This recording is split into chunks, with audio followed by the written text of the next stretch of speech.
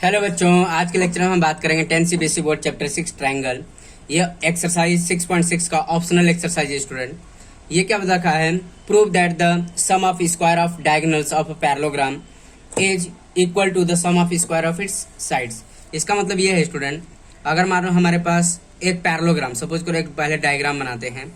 ये हमारे पास एक पैरेललोग्राम कंसिडर किया हमने, जिससे हमारे पास ये पैरेललोग्राम है, ठीक है। तो इसके नेमिंग कर लेंगे A B C and D है, ठीक है। अब इसके डायगोनल ये रहे, ये डायगोनल है हमारे पास, ठीक है। ये हमारे डायगोनल है, ठीक है। हमें क्या प्रूव करना है?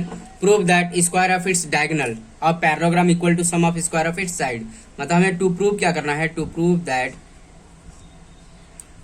That square of its diagonal. Diagonal क्या है? ए सी का स्क्वायर प्लस बी डी का square equal to A B का square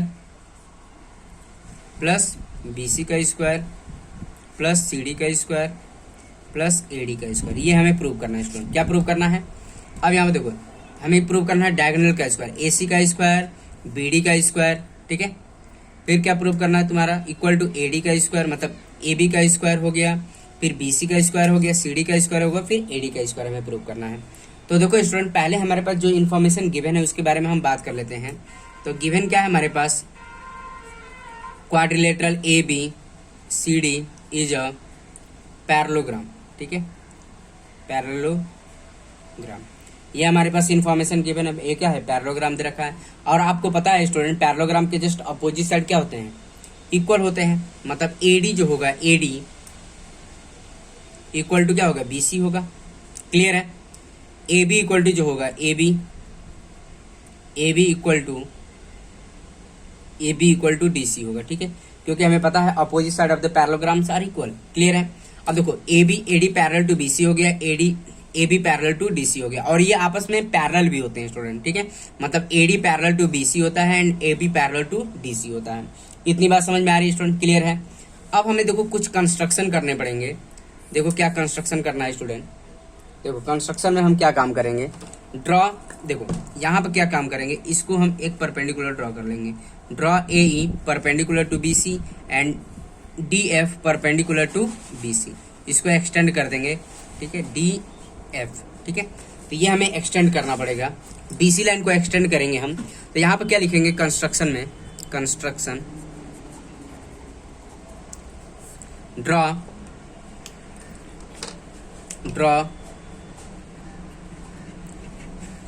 A E perpendicular to B C and D F perpendicular to B C, ठीक है। इतनी बात समझ? दोनों क्या है? इस पर परपेंडिकुलर हमने ड्रॉ किया। क्लियर है स्टूडेंट? इतनी बात समझ में आ रही है? तो अब यहाँ पर ध्यान दो स्टूडेंट, ये परपेंडिकुलर तो हमने बना लिया। अब हमें देखो क्या प्रूव करना है? ए सी का स्क्वायर, बी डी का स्क्वायर। तो देखो ए सी का स्क्वायर निकाल सकते हैं। कहाँ से निकाल सकते हैं? अब देखो ए ई सी, क्योंकि ये राइट एंगल ट्रायंगल बन रहा है तो पाइथागोरस थ्योरम यूज कर सकते हैं। तो देखो ए सी का स्क्वायर निकाला जा सकता है। तो देखो प्रूफ अब देख लेते हैं। अब क्या लिखा है? In triangle A E C, in triangle A E C angle E कितना है? 90 डिग्री है। क्लियर है?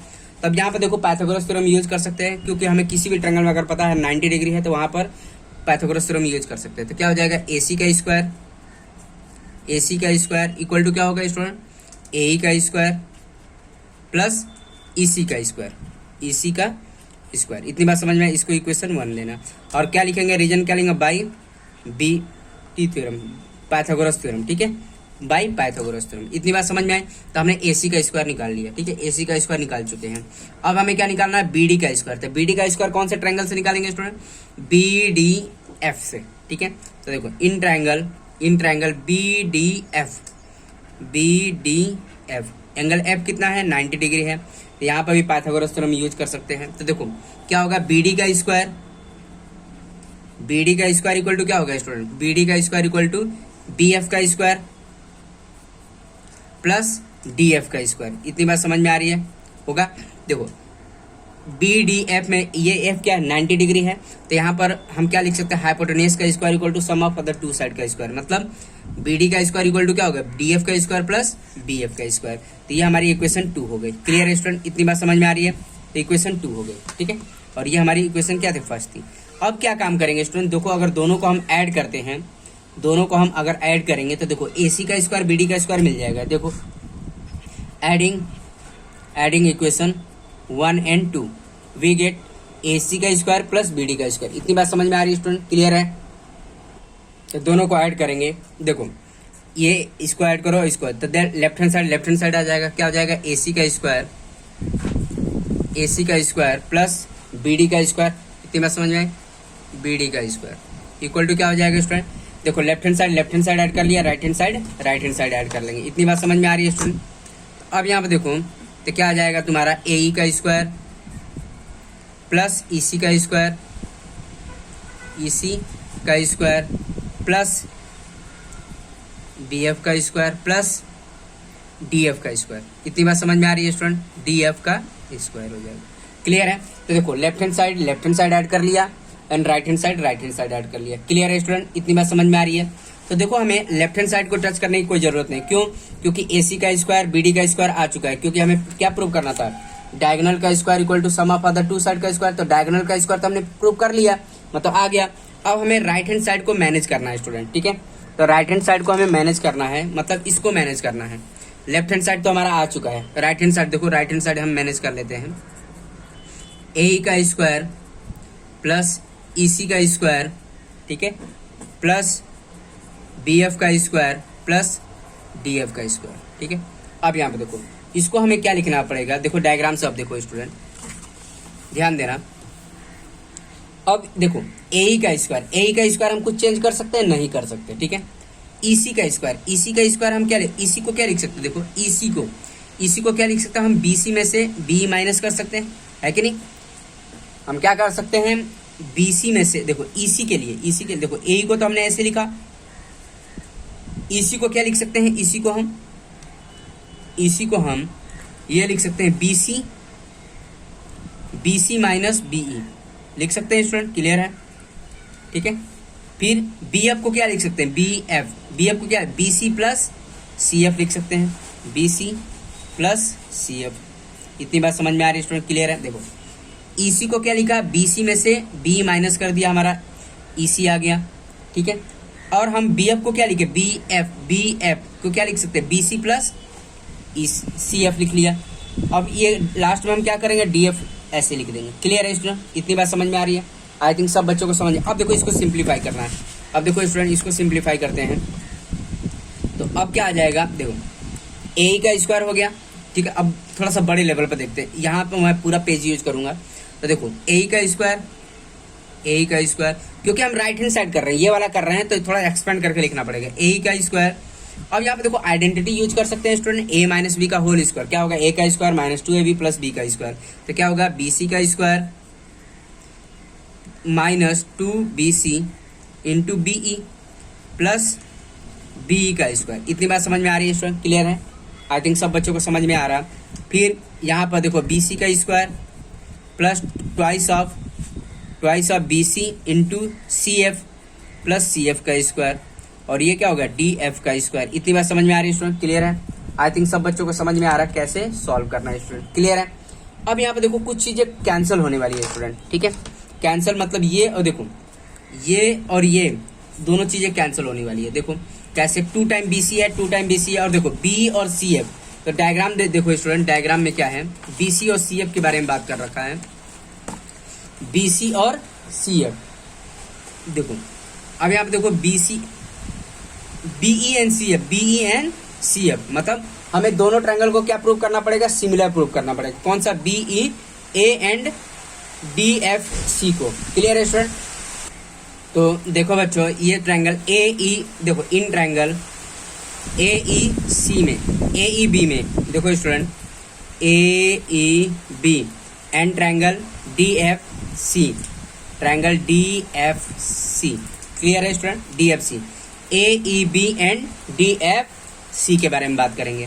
तो यहाँ पे देखो स्टूडेंट, तो देखो AB इक्वल टू क्या होगा, AB इक्वल टू क्या उतना होगा, DC होगा कि नहीं होगा। देखो AB इक्वल टू DC होगा, क्यों, क्योंकि opposite side of the parallelogram are equal, clear है। यहाँ पे लिख देंगे opposite side of parallelogram are equal.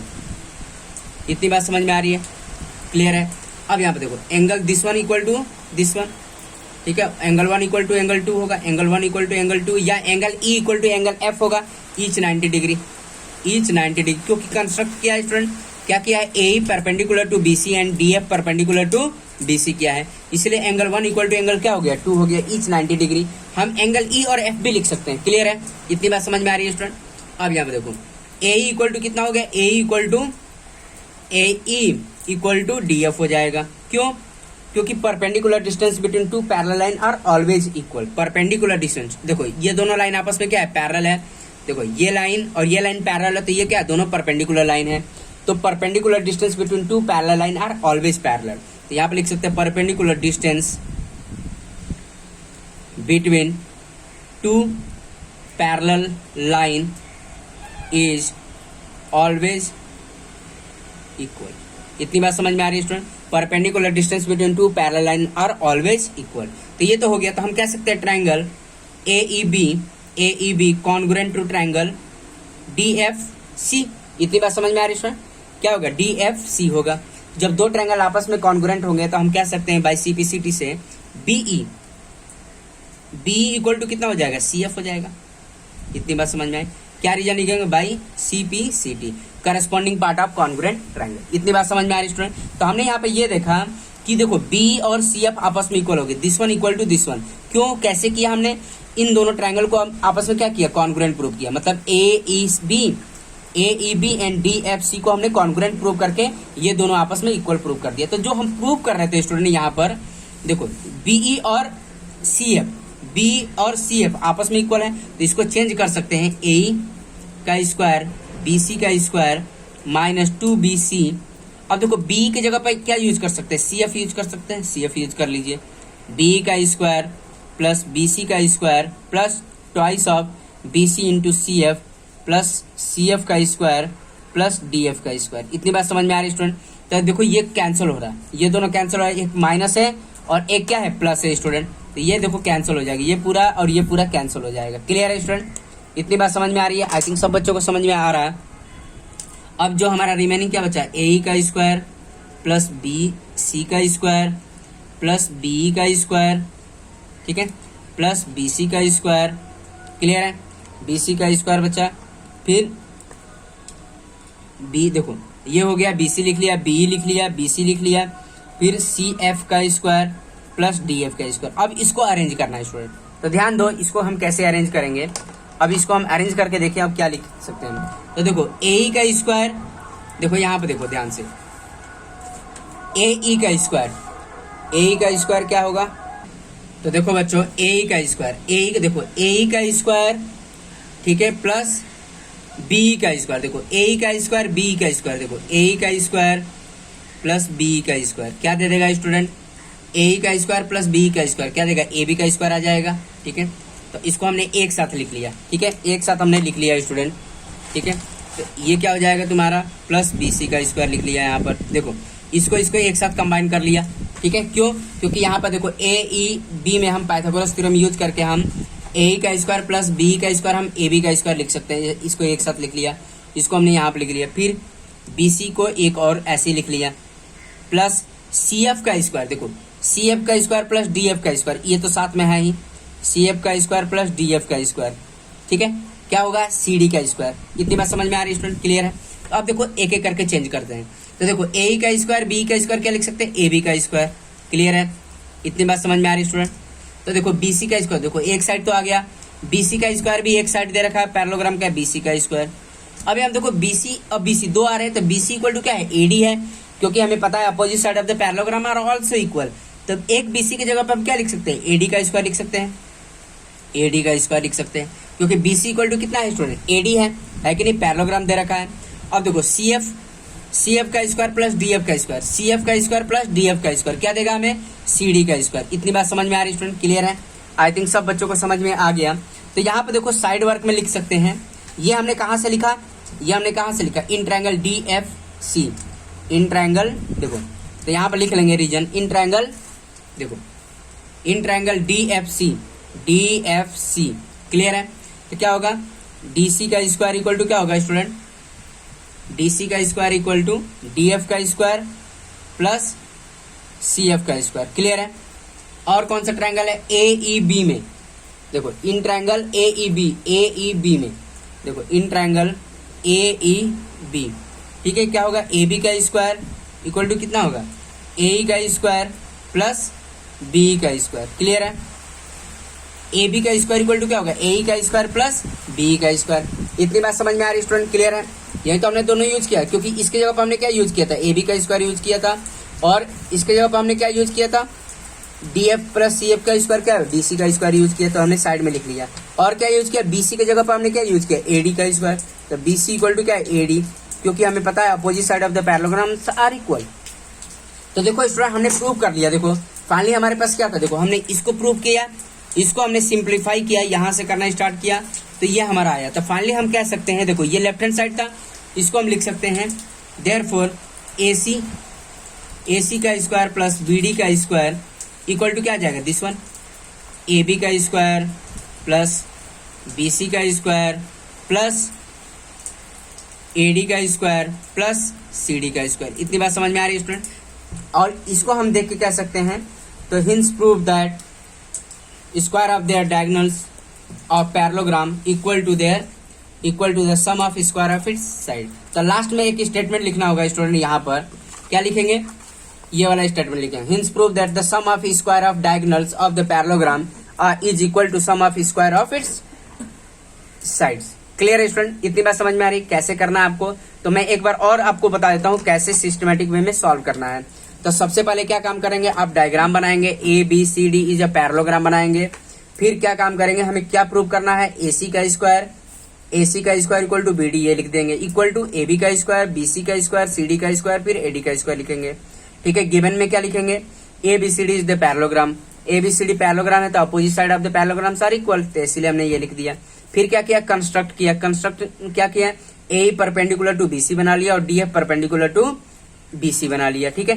तो अब यहाँ पे देखो हमने लेफ्ट हैंड साइड निकाल लिया, ए सी का स्क्वायर बी डी का स्क्वायर। तो ए सी के लिए हमने क्या किया, ये वाला ट्रायंगल किया ए ई सी में, तो ए ई सी में हमने ये 90 डिग्री था, पाइथागोरस थ्योरम लिख लिया। ए सी का स्क्वायर इक्वल टू क्या होगा, ए ई का स्क्वायर प्लस ई सी का स्क्वायर, ये लिख लिया, इक्वेशन 1 बना लिया। ठीक है। नेक्स्ट हमने क्या किया, बी डी एफ में हमने बात किया, तो क्या होगा, बी डी का स्क्वायर इक्वल टू क्या होगा, बी एफ का स्क्वायर प्लस डी एफ का स्क्वायर, इसको इक्वेशन 2 बना लिया। अब हम दोनों इक्वेशन को ऐड कर रहे हैं, इक्वेशन 1 एंड 2 को ऐड किया। तो देखो इक्वेशन 1 एंड 2 को ऐड करने के बाद हमारा क्या आया स्टूडेंट, ये आया। तो देखो लेफ्ट हैंड साइड ऐड हो गया, दिस वन ऐड हो गया। ठीक है, ये आ गया। फिर इसको ऐड किया तो ये आया। ठीक है। तो हमारा तो लेफ्ट हैंड साइड तो हमारा प्रूफ हो ही गया, ए सी का स्क्वायर प्लस बी डी का स्क्वायर। अब हमें क्या करना है, राइट हैंड साइड को हमें मैनेज करना और ये हमें बनाना है। तो देखो राइट हैंड साइड को हमने ये लिख लिया। अब देखो यहाँ पर क्या कर रहे हैं हम काम, तो देखो ए को तो ऐसे लिखा, ईसी को क्या लिखा हमने, बी सी माइनस बी लिखा, ये लिख लिया। क्लियर है। फिर हम नेक्स्ट बी एफ को क्या लिख सकते हैं, B C plus C F लिख रहे हैं। ठीक है। अब आइडेंटिटी यूज कर लिया। ठीक है। ये हमने पूरा एक्सपेंड कर दिया था स्टूडेंट। क्लियर है। इतनी बात समझ में आ रही है, ये पूरा एक्सपेंड कर दिया था। तो ये दोनों कैंसिल आउट हो रहा है, क्यों, क्योंकि हमने अभी प्रूव किया, ये वाला प्रूफ अभी हमने बताया तुम्हें। ठीक है। ये वाला कर लेंगे, क्या होगा, बी और सी एफ आपस में इक्वल होंगे, तो ये दोनों इक्वल करके हमने इसको कैंसिल कर दिया। क्लियर है स्टूडेंट। इतनी बात समझ में आ रही है। इसके बाद आपको कैंसिल करने के बाद फिर इनको मैनेज करना है। तो दिस वन ये क्या देगा, ए बी का स्क्वायर देगा। फिर बी सी को हमने ऐसे लिखा, बी सी की जगह पर क्या लिखा, ए डी का स्क्वायर लिख लिया। इतनी बात समझ में। तो इसी प्रोसीजर से आपको सॉल्व करना है स्टूडेंट। ठीक है। बहुत इंपॉर्टेंट है ये, आपके पेपर में पूछता है, भले ही बेसिक लेवल वाले बच्चे ना करें, लेकिन स्टैंडर्ड वालों को तो करना ही होगा स्टूडेंट। ठीक है। तो ये तो हो गया स्टूडेंट, ऐसे सिस्टमेटिक वे में करना है आपको। ठीक है। ये पहले भी कर सकते हैं स्टूडेंट। ठीक है। ये पहले भी, अगर मान लो यहाँ नहीं कर रहे हैं तो पहले स्टार्टिंग में ही ये सॉल्व कर सकते हैं, ये वाला पोर्शन। ठीक है। इतनी बात समझ में। हमने यहाँ पे इसीलिए बताया क्योंकि जहां पर जरूरत पड़ी उसी के हिसाब से आपको मैंने सॉल्व कराया यहाँ पर। क्लियर है स्टूडेंट, आई बात समझ में। तो आई थिंक सब बच्चों को समझ में आ गया कैसे सॉल्व करना है स्टूडेंट। क्लियर है। अब देखो नेक्स्ट क्वेश्चन के बारे में बात कर लेते हैं स्टूडेंट। तो देखो बच्चों, ये आपका 7th क्वेश्चन है। क्या देखा, in the figure two chord A B and C D intersect each other at the point P पर इंटरसेक्ट कर रहे हैं। Prove that A P C and triangle D P B आपस में क्या है, सिमिलर है। हमें ये प्रूव करना है और नेक्स्ट ये करना है हमें। तो देखो पहले दोनों ट्रायंगल को हम सिमिलर प्रूव कर लेते हैं स्टूडेंट। तो देखो solution, in triangle A P C and triangle D P B, triangle D P B, ठीक है, इन दोनों को प्रूव। अब यहाँ पे ध्यान दो student, this one angle equal to this one, vertically opposite angle, तो इसको 1 and 2 बना लिया। एंगल 1 इक्वल टू एंगल 2, क्या लिखेंगे, vertically opposite angles are equal. और इसको हम ऐसे लिख सकते हैं, एंगल 1 और 2 को क्या लिख सकते हैं, एंगल 1 को क्या लिख सकते हैं, ए पी सी लिख सकते हैं, angle A P C equal to angle D P B, ऐसे भी लिखा जा सकता है स्टूडेंट, क्लियर है, ठीक है। नेक्स्ट हो जाएगा angle A equal to angle D, ठीक है, angle A equal to D कैसे होगा देखो। अब यहाँ पर ध्यान दो, हमने आपको 9th क्लास में बता रखा है student, angle made by same segment at any point on the circle are equal. मतलब जैसे सपोज करो ये आपस में ए भी आप में सेम सेगमेंट है, तो इससे सर्कल के ऊपर जितने भी एंगल बनेंगे वो आपस में इक्वल, ये थीटा है तो ये भी थीटा है, क्लियर है, ये भी थीटा बन रहा है, ये भी थीटा हो जाएगा। तो angle made by same segment at any point on the circle are equal. तो वही सिचुएशन यहाँ पे बन रही, देखो सेम सेगमेंट बन रहा है तो this one angle equal to this one, मतलब देखो सेम सेगमेंट से ये एंगल बन रहा है, ये भी सेम सेगमेंट से एंगल बन रहा है, तो एंगल ए इक्वल टू क्या हो गया, एंगल डी होगा, क्लियर है स्टूडेंट। तो क्या लिखेंगे, angle made by same segment at any point on the circle are equal, angle made by same segment angle made by same segment at any point on the circle are equal। इतनी बात समझ में, angle made by same segment at any point on the circle are equal, इतनी बात समझ में आ रही है। तो आपको पता होना चाहिए स्टूडेंट, जब किसी भी दो ट्रायंगल में अगर दो एंगल आपस में इक्वल हो गए तो हम दोनों ट्रायंगल को क्या बोल सकते हैं, सिमिलर बोल सकते हैं। Therefore triangle A P C similar to triangle D P B. कौन सी criteria, by a test of similarity, clear है स्टूडेंट, इतनी बात समझ में, by a test of similarity. तो ये तो पहला हमारा प्रूफ हो गया, क्लियर है स्टूडेंट, इतनी बात समझ में आ रही है। देखो फॉर सेकंड के लिए हमें क्या करना होगा, सेकंड को प्रूव करने के लिए हमें दोनों ट्रायंगल का पहला प्रूफ होना बहुत जरूरी है, क्योंकि इन्हीं दोनों ट्रायंगल के प्रूफ से हम तीसरा ये सेकंड वाला पोर्शन प्रूव कर सकते हैं। तो देखो यहाँ पर triangle A P C similar to triangle D P B, ये हम क्या लिख देंगे, प्रूव्ड एबव। अगर मान लो प्रूव्ड एबव नहीं आ रहा, ठीक है, प्रूव्ड एबव नहीं है, तो देखो ये अगर नहीं दे रखा तो ऑलरेडी पहले इसको प्रूव करना पड़ेगा आपको, ठीक है, तो अभी ये रिलेशन ये नेक्स्ट वाला प्रूव कर पाएंगे। अगर मान लो ये तो दे रखा, पहला दे रखा तो पहला तो प्रूव कर लिया। अगर सपोज करो पहला प्रूव करने को पेपर में ना है, डायरेक्ट ये आए, तो ये तो ऑटोमेटिक पहले प्रूव करना पड़ेगा, इसके बाद ही ये आप प्रूव कर पाएंगे स्टूडेंट, क्लियर है। तो देखो हमने क्या लिखा, ट्रायंगल ए पी सी, ठीक है, A P C similar to triangle D P B हो गया, ठीक है, प्रूव्ड एबव हमने देख लिया। तो जब दो ट्रायंगल आपस में सिमिलर होते हैं तो करस्पॉन्डिंग साइड के रेशियो क्या होंगे स्टूडेंट, प्रोपोर्शनल में होंगे। तो हम यहाँ पे लिख सकते हैं AP डिवाइड बाई DP। देखो AP डिवाइड बाई DP है क्या, ठीक है, AP डिवाइड बाई DP हो जाएगा। फिर PC डिवाइड बाई क्या होगा, PB होगा, PB हो जाएगा। देखो AP डिवाइड बाई DP हमने देख लिया, फिर PC डिवाइड बाई PB हो जाएगा, इतनी बात समझ में आ रही है स्टूडेंट, क्लियर है। तो डायग्राम में देख लो, AP डिवाइड बाई PD लिख लिया या DP लिख लिया, फिर PC डिवाइड बाई PB लिख लिया। अब इसको क्रॉस मल्टीप्लाई करके देख सकते हैं स्टूडेंट, तो क्या होगा, AP into PB equal to DP into PC, क्लियर है स्टूडेंट, इतनी बात समझ में आ रही है। तो अब इसको ऐसे भी लिख सकते हैं, जैसे मतलब AP लिखा तो AP लिख दिया, फिर PB को क्या लिख सकते हैं, BP भी लिख सकते हैं, कोई दिक्कत नहीं। तो AP BP और ये क्या DP, और PC को क्या लिख सकते हैं, CP भी लिख सकते हैं, हो गया प्रूव, हिंस प्रूव्ड। ये सेकंड भी प्रूफ हो गया स्टूडेंट, क्लियर है, हिंस प्रूव्ड। इतनी बात समझ में आ रही है स्टूडेंट, क्लियर है। आई थिंक सब बच्चों को समझ में आ गया कैसे करना है। तो सबसे पहले देखो डायग्राम देखना है, फिर इसको APC और ट्रायंगल DPB पे हमें ए सिमिलैरिटी टेस्ट से हम दोनों ट्रायंगल को सिमिलर प्रूव कर लेंगे। फिर सिमिलर हो जाएगा तो पहला तो हो गया, जब ये सिमिलर प्रूव कर लिया तो ये भी रिलेशन प्रूव कर सकते हैं। इतनी बात समझ में आ रही है स्टूडेंट, क्लियर है। आई थिंक सब बच्चों को समझ में आ गया। देखो नेक्स्ट क्वेश्चन के बारे में बात कर लेते हैं स्टूडेंट। तो देखो बच्चों, ये आपका 8th क्वेश्चन है, क्या रखा, in figure two chord AB and CD, ठीक है, of a circle intersect each other at a point P, ठीक है, व्हेन प्रोड्यूस्ड, मतलब AB और CD को आगे प्रोड्यूस किया गया तब जाके एक पॉइंट P पर इंटरसेक्ट कर रहे हैं, क्लियर है student. Outside of the circle. Prove that करना है हमें triangle P A C similar to triangle P D B, ठीक है। एंड नेक्स्ट हमें प्रूव करना है P A into P B and P C into P D, ठीक है। देखो तो पहले सबसे पहले हम ट्रायंगल प्रूव करते हैं P A C and triangle P D B में। तो देखो सॉल्यूशन हम करते हैं solve. In triangle P A C and triangle P D B, P A C and triangle P D B, ठीक है। तो देखो P दोनों में कॉमन है student, angle P equal to क्या होगा, एंगल P कॉमन एंगल, क्योंकि दोनों ट्रायंगल में कॉमन है, ठीक है। देखो PAC एंड PDB, बड़े वाले ट्रायंगल में भी P है और छोटे वाले ट्रायंगल में भी P है। क्लियर है, इतनी बात समझ में आ रही है स्टूडेंट, क्लियर है।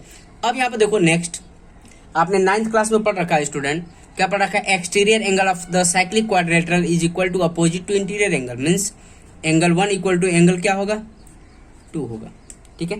क्योंकि देखो ये साइक्लिक क्वाड्रिलेटरल का एक्सटीरियर एंगल है, क्या मैंने बोला, the exterior angle of the cyclic quadrilateral is equal to opposite interior angles, ठीक है।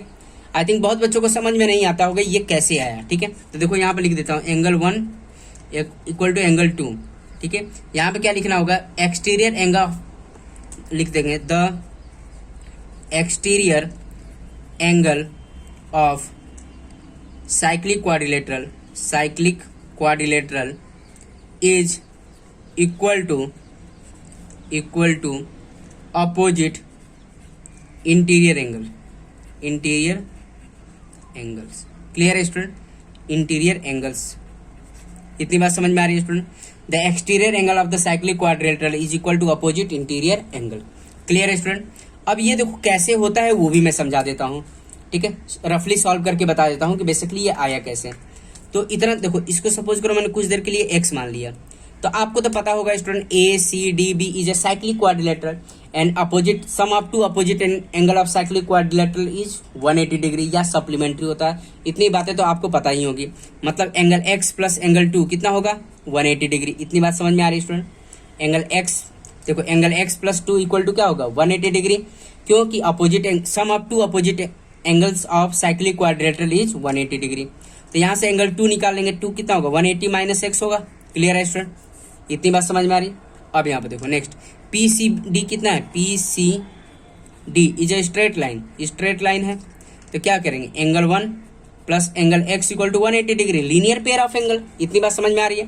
तो एंगल 1 इक्वल टू कितना हो जाएगा, 180 माइनस एक्स। क्लियर है स्टूडेंट।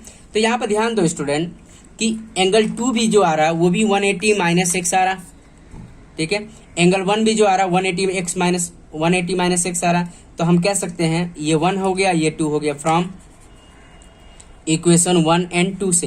तो फाइनली हम लिख सकते हैं एंगल 2 इक्वल टू एंगल 1। इतनी बात समझ में आ रही है। तो बेसिकली ये मैंने नॉलेज के लिए बता दिया, तो आपको पेपर में ये नहीं करना है। पेपर में आपको बस ये लिखना है स्टूडेंट, क्या लिखेंगे, the exterior angle of the cyclic quadrilateral is equal to opposite interior angle, बस इतना लिखना है, ये लिख देना है। आपको मैं प्रूव करके कि मैं इसलिए बताया हूं क्योंकि बेसिकली आपको लॉजिक क्लियर हो कि ये दोनों आपस में इक्वल कब होते हैं स्टूडेंट। क्लियर है, आई थिंक सब बच्चों को समझ में आ गया कैसे सॉल्व करना है। तो यहाँ पे देखो दोनों ट्रायंगल में हमने PAC एंड PDB में एंगल P आपस में इक्वल है, ठीक है। एंगल 1 इक्वल टू 2 हमने देख ही लिया। तो हम जब किसी भी ट्रायंगल में दो एंगल आपस में इक्वल होंगे तो हम कह सकते हैं दोनों ट्रायंगल आपस में सिमिलर होंगे। तो हम कह सकते हैं triangle PAC similar to triangle PDB। Clear है। इसका रीजन क्या लिखेंगे, by AA test of similarity. इतनी बात समझ में आ रही है student, by AA test of similarity. Clear है। तो ये देखो पहला तो हमारा प्रूफ हो गया, क्या हो गया, PAC similar to triangle PDB हो गया। सेकंड के लिए देखो, सेकंड के लिए हमें पहला प्रूव करना बहुत जरूरी है स्टूडेंट। अगर मान लो पहला नहीं दिया है तो इसको प्रूव करने के लिए ये प्रूव करना ही पड़ता है हमें, ठीक है। इतनी बात समझ में आ रही है। तो देखो हमें पहला प्रूव करना ही पड़ेगा। तो देखो triangle PAC similar to triangle PDB, ये PDB ये क्या लिख देंगे, प्रूव्ड एबव। इतनी बात समझ में आई, प्रूव्ड एबव। क्लियर है स्टूडेंट, प्रूव्ड एबव हमने कर लिया। अब यहाँ पे ध्यान दो स्टूडेंट, ये तो हमारे पास दोनों ट्रायंगल सिमिलर हो गए, तो हम कह सकते हैं करस्पॉन्डिंग साइड के रेशियो प्रोपोर्शनल होंगे ऑफ टू सिमिलर ट्रायंगल। तो हम क्या लिख सकते हैं, देखो PA डिवाइड बाई PD, देखो PA डिवाइड बाई PD लिख सकते हैं। इतनी बात PA divide by PD and PC divide by PB होगा, PC डिवाइड बाई PB हो जाएगा। इतनी बात समझ में आ रही स्टूडेंट। डायग्राम से भी हम देख के बता सकते हैं, क्योंकि देखो जैसे ट्रायंगल लिखा है सिस्टमेटिक वे में, वैसे हमें यहाँ पे करना पड़ेगा। देखो PA डिवाइड बाई PD लिख दिया, ठीक है, PC डिवाइड बाई PB लिख दिया, ठीक है। हमें इन्हीं दोनों की जरूरत है, इसलिए हम ऐसा लिख रहे हैं। अगर मान लो AC की जरूरत होती तो क्या लिखते हैं, AC डिवाइड बाई DB लिखते हैं। क्लियर है स्टूडेंट, इतनी बात समझ में। अब इसको हम क्रॉस मल्टीप्लाई करके देखते हैं। तो क्रॉस मल्टीप्लाई करेंगे, देखो तो क्या जाएगा, इसको cross multiply PA into PB आ जाएगा equal to PD into PC आ जाएगा। यही प्रूव करना था स्टूडेंट। देखो PA इंटू PB आ गया, PC इंटू PD लिखो या PD इंटू PC। तो फाइनली हम लिख सकते हैं PA इंटू PB एंड क्या बोला, क्या PC इंटू PD। चाहे ये लिखो चाहे ये लिखो, बात तो वही होगी स्टूडेंट। क्लियर है, तो हिंस प्रूव्ड हो गया, हिंस प्रूव्ड। इतनी बात समझ में आ रही है स्टूडेंट। क्लियर है, आई थिंक सब बच्चों को समझ में आ गया कैसे सॉल्व करना है स्टूडेंट। क्लियर है, तो ठीक है स्टूडेंट, आज के लेक्चर में हम इतना ही रहने देंगे। बाकी का रिमेनिंग जो क्वेश्चन बच गए होंगे उनको हम आने वाले वीडियो लेक्चर में बात कर लेंगे। ठीक है स्टूडेंट, ओके, थैंक यू।